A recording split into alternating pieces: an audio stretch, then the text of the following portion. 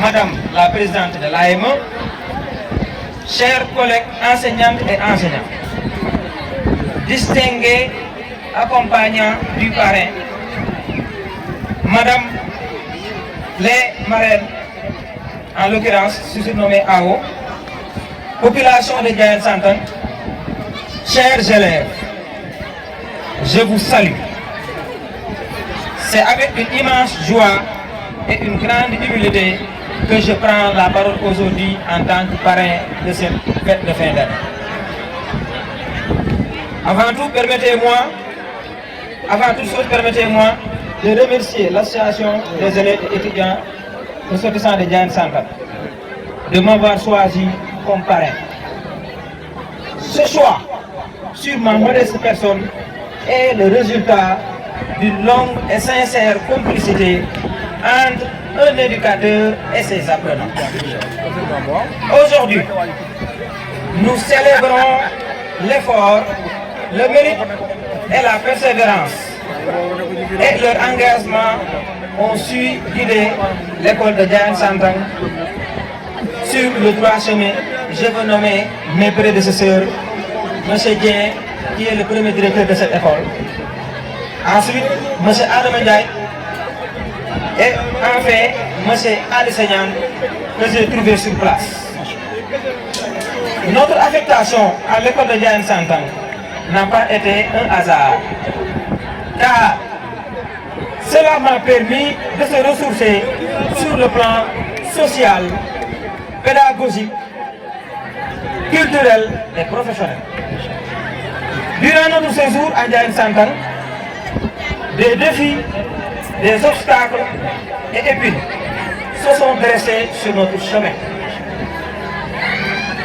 Mais, alhamdulillah, avec la grâce de Dieu, nous nous sommes engagés et avec dévouement et désir de servir la nation pour surmonter ces obstacles et relever les défis du moment.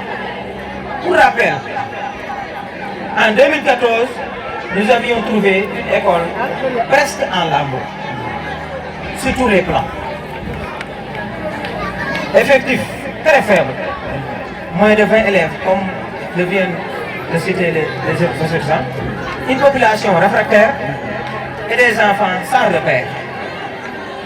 Mais par la grâce de Dieu, nous avions réussi à relever les défis sur le plan administratif, parce que quand on était là, l'école n'avait pas de papier de délibération.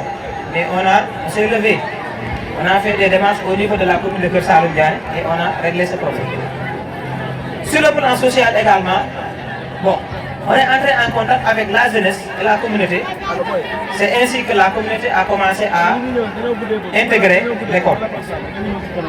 Avec l'accompagnement de mon prédécesseur, M. Seignan, et plus tard, M. Faye, qui était venu après le départ de M. Seignan.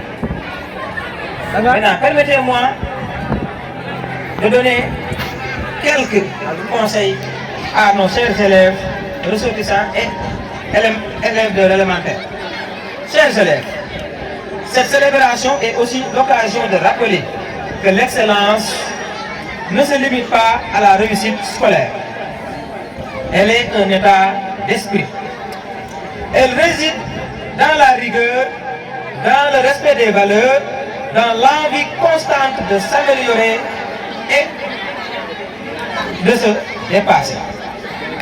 C'est une mentalité d'excellence que je vous encourage à cultiver tout au long de votre vie. Je n'oublie pas non plus les enseignants, les parents et tous ceux qui dans l'ombre accompagnent et soutiennent les élèves. Mes chers élèves, restez humbles, gardez le cap et sachez que chaque étape de la vie vous demandera encore plus d'efforts et de résilience.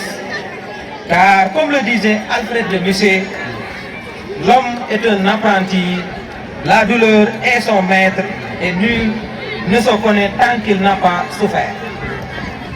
Voyez-vous, chers élèves, il faut souffrir pour ensuite sourire. Je ne saurais terminer sans procurer cette citation de Kwame Nkrumah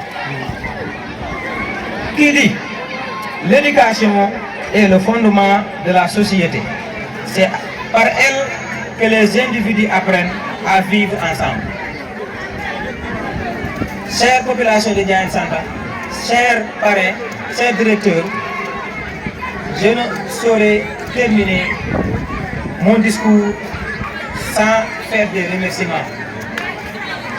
Mais avant ça, permettez-moi peut-être de m'exprimer un peu en wolof. kon mbokki Ndiayène Santa ñi ngi leen di nuyu di jiital ci nuyoo bi monsieur